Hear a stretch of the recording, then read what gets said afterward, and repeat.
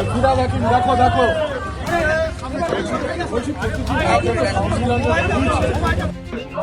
এই high voltage নির্বাচনের ক্ষেত্রে কি ওয়ার্ডগুলোকে কেন্দ্র করে কোনো বিশেষ সমাধান কিভাবে কিছু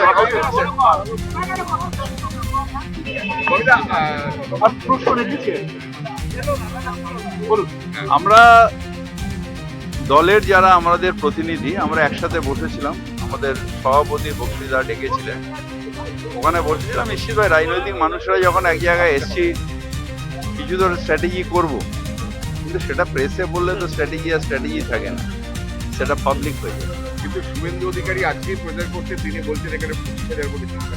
আমি আগেও বললাম, আবার রিপিট করছি, পাগলে কিনা বলে ছাগলে কিনা খায়, তাই বলে ছাগল হওয়া কি মানুষের শোভা পায়? আজকে ভবানীপুর থানায় গিয়ে শুভেন্দু অধিকারী বলেছেন তিনি যদি প্রচারে বাধা পান তাহলে চন্দ্রকোনা থানার মতো যেমন ঢুকে দাদা আপনি এমন কোনো ইম্পর্টেন্ট লোক নয় যে আপনাকে কেউ বাধা দেবে। আপনি বাঘ নয়, হাতি নয়, কেউ নন, আপনাকে কেউ বাধা দেবে না।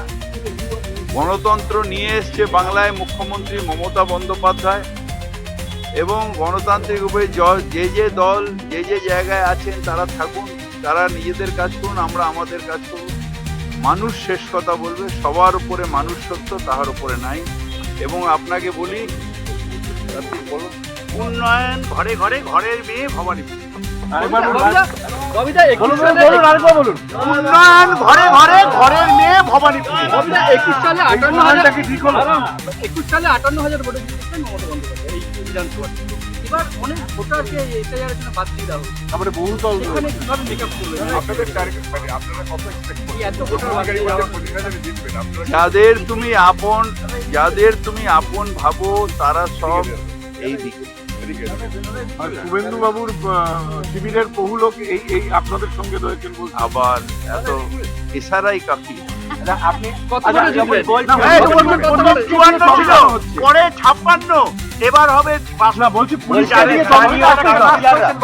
দিয়ে চমকানো হচ্ছে। কবিতাটা লাস্ট কোয়েশ্চেন, এত কেউ ইম্পর্টেন্ট না যে আমাদের কবিতাটা লাস্ট কোয়েশ্চেন। অভয় আর মা,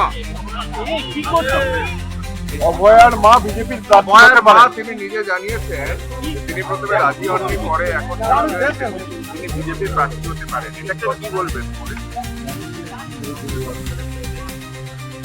এটা হচ্ছে সিপিএম আর বিজেপির টানাটানি। এর মধ্যে আমি কি বলবো? আমি তো তৃণমূল করি। ওরা সিপিএম আর বিজেপির টানাটানিতে কি উনি কোন দিকে যাবেন, কখন কোন দিকে যাবেন, এটা ওরা পলিটিক্স ঠিক করবে। কিন্তু যে নিরপেক্ষতার বিচার চাইছিলেন, নিরপেক্ষতার বিচার, সেই নিরপেক্ষতা তো নিজেরাই রাখলেন না। প্রথম দিক দিয়ে আমি বলেছি দাদা, পলিটিক্যালাইজ হয়ে অত্যন্ত দুঃখের। মেয়েটা দুর্ভাগ্যজনক, মেয়েটা অত্যন্ত কষ্ট পেয়েছে। পুলিশ প্রথম দিন যা বলেছিল, প্রশাসন সেটাই হয়েছে। তারপরে রাজনীতি হচ্ছে। এখন বিজেপি আর তৃণমূলে, বিজেপি আর কি বলে ওটাকে, সিপিএম, বিজেপি আর সিপিএম এর টানাটানি হচ্ছে। আমি আর কি বলবো? স্লোগানটা এটা বললেন সেটা